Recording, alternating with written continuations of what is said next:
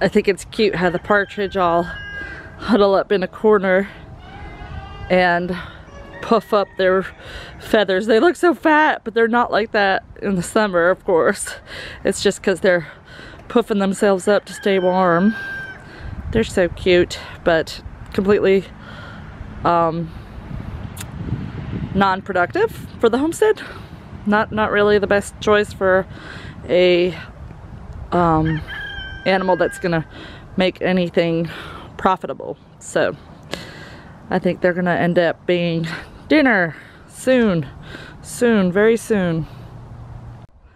We had a pretty intense storm come through and it knocked this pecan branch down. It had been hung up. You see there's another one in there from the hurricane. A few limbs got caught in the pecan and this one got knocked loose. And there was also a big pine limb that broke loose. That has been broken up and placed by the back door by Ryan so that I can give it to the goats. Pine, as long as it's not ponderosa pine can cause miscarriage, it's said, but pine is a very good natural dewormer, actually. So, and it's a very high source of vitamin C as well, and the goats love it. Too bad it's so dark in here, you can't see. There we go. Turn on that light, Mama. We gotta be able to see our food. How is that? Is it yummy? What do you think, Cinnamon? You like it? Yay! You may have noticed Cinnamon's horns are getting a little long. That is not good. That is a bad goat herd, Mommy. But I have just had so much, it seems like, on my plate lately and not a whole lot of time with Ryan when he's home to help me do these kinds of things.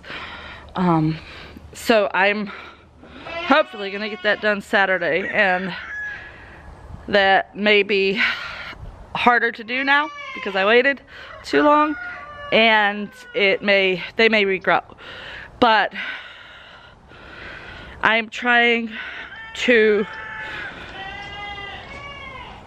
experiment with my brain here. I'm trying to convince myself that I can eat goat that's been raised on my property. I like goat meat. I will go to the store and buy goat meat. But right now, we don't have money to go to the store and buy any meat.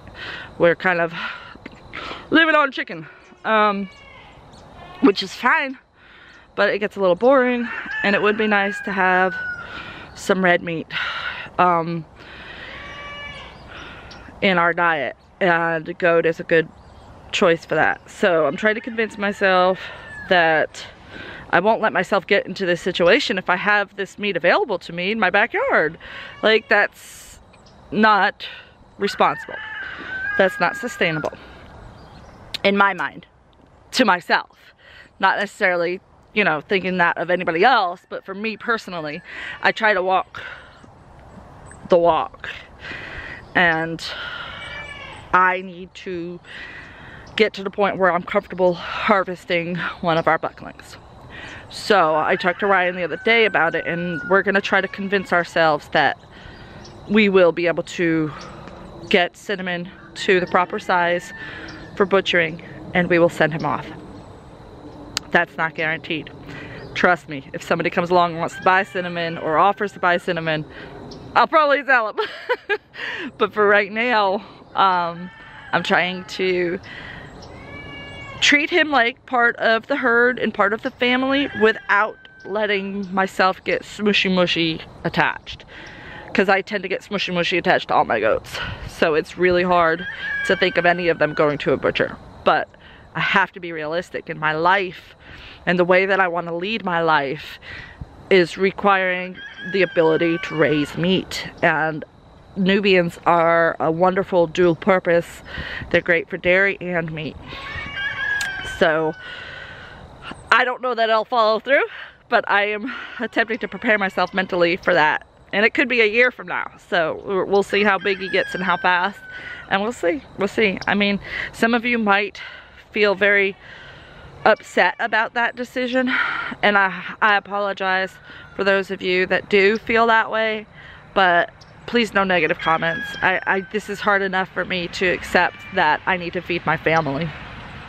So, yeah, just know that I've considered this long and hard, and I probably still won't be ready to do it when the time comes. So, but I'm going to try for my family's sake, for our diet to be more balanced. We need more red meat in our lives. I've been craving steak like you wouldn't believe. Like, I have really been dying for a steak, like, so bad, and I just can't do it. It's just not in the food budget at all, not even remotely. So we're making do with what we have, and luckily our homestead provides an awful lot of our grocery bill. Otherwise, I don't know where we would be right now. We would definitely be at the food pantry getting food, because we just have so little to work with, and I'm getting bored. I'm getting bored with the options of the cheap food, so I'm ready for some red meat, and I think that's helped me with my decision to think about cinnamon as a meat option. And that may be hard for some of you, especially if you watch him grow on our channel, but please understand that this is not taken lightly, and it's not an easy decision. It never is. Even with chickens, it's not easy to harvest an animal, but I know that it's much more sustainable and environmentally friendly and better for our bodies to harvest our own meat than it is to go to the grocery store and buy it.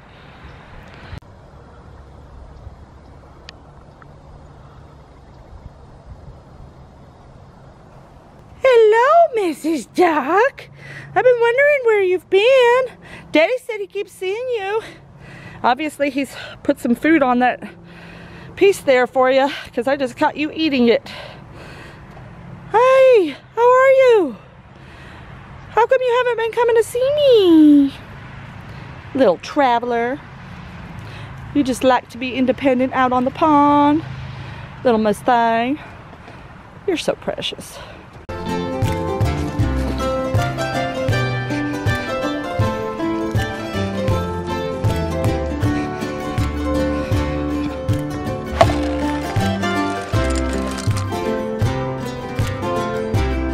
What do you think, Khaleesi? Are you gonna eat your food? Is your food scary? Oh, you're a sweet girl. You're so silly. You go eat some food. You go eat some food. So, Khaleesi has had a few sightings in her poop of tapeworm. So I found some tapeworm in Khaleesi's poop. I happened to be standing there when she went, and I saw them. So we're gonna have to treat her now. And I was giving her the herbal dewormer once a week, the Molly's Formula 2, which is a once a week maintenance program.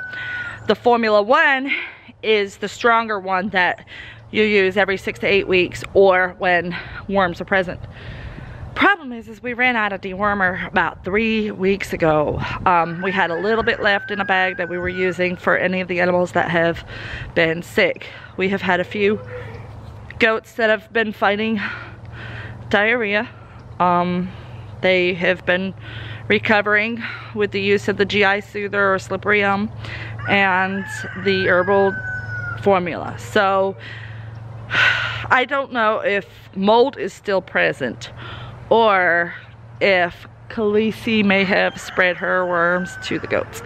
So the problem with tapeworm is it's not that big of a issue health-wise. I mean, it's not good, but it doesn't cause anemia like other parasites do.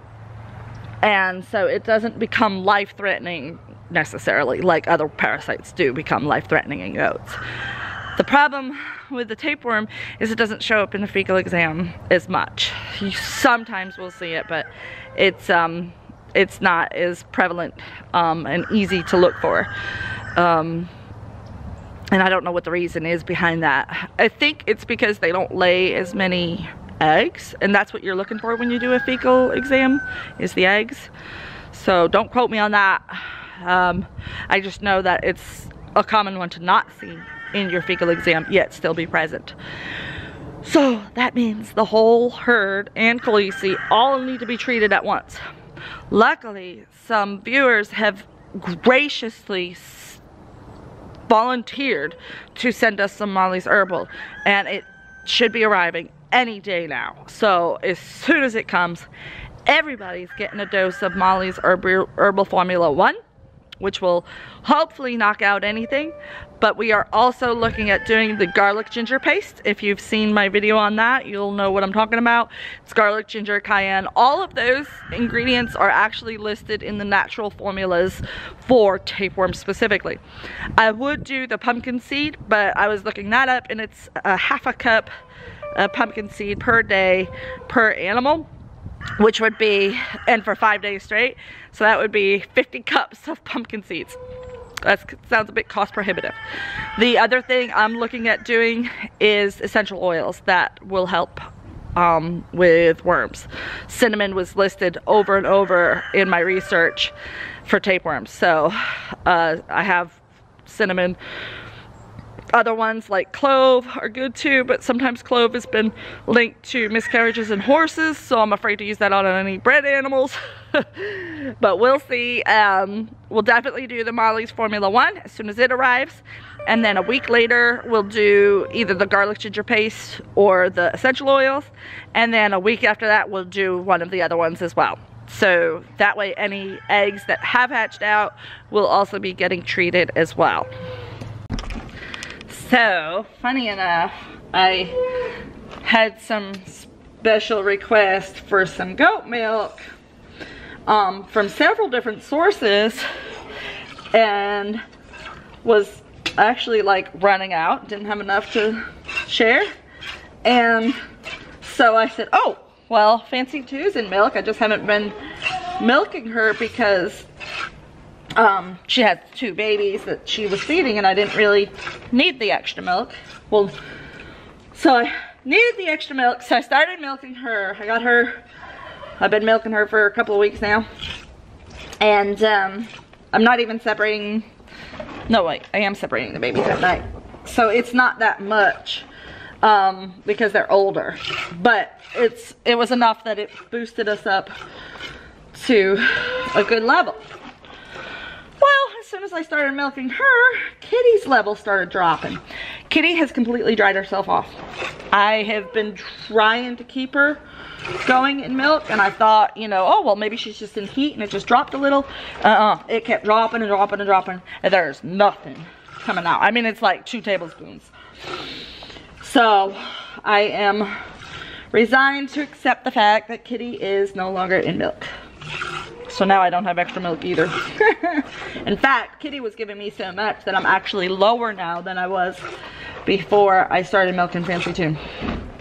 Which is a bummer, but hey, you know, that's how it goes. Usually between February and April, that is when I dry off all of the pregnant does and allow them to have that break for the babies to grow the last 2 months. Fancy 2 is the one goat that we keep in milk during that time, so that our family still has a little bit of milk, and it ends up like being just barely enough for us to consume. So but what I'm wondering with Kitty, she's looking kind of big in the belly, and not just on the rumen side, on the right side, but on the left side, which is the side that the kid is carried on. She's looking wide, very wide. So I'm wondering if Bo got to her when I wasn't looking earlier in the year. Which, you know, I mean, I've been trying to breed them now so we can have April babies, but I would not be disappointed if we ended up with one sooner from Kitty. So I am questioning if that's why she's drying off. Sorry, I'm trying to pour my milk from my milk can to my jar and putting it in the cooler. So if Kitty is bred earlier than we suspected, That's really weird because I thought I'd seen her in heat.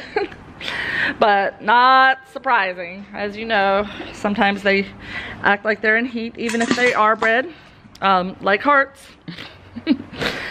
So just gonna keep a close eye on her. I'm gonna go ahead and give her some selenium and E just in case she is bred, because a lot of times when there's a deficiency of selenium in your area, the kids can be born with retracted tendons, and it makes it hard for them to walk, and it can cause issues. It's usually something that you can fix over a couple of days time, but you can prevent it by giving selenium to your animals when they're pregnant. So that's what we do to prevent that.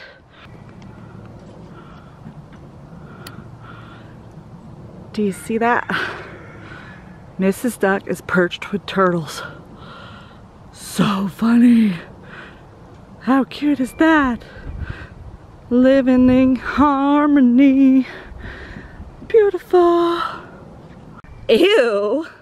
That's been there for a long time. I'm not even gonna touch it. Let it fertilize. All right, you see? Got my garlic bed ready to plant, just haven't planted it yet. I will get to it hopefully soon. It was supposed to be this weekend, but we didn't. And there is some frost damage on some of the kale and collards, surprisingly, from the snow. I didn't think that that would happen. I've had snow on these before, I guess because it was the first one.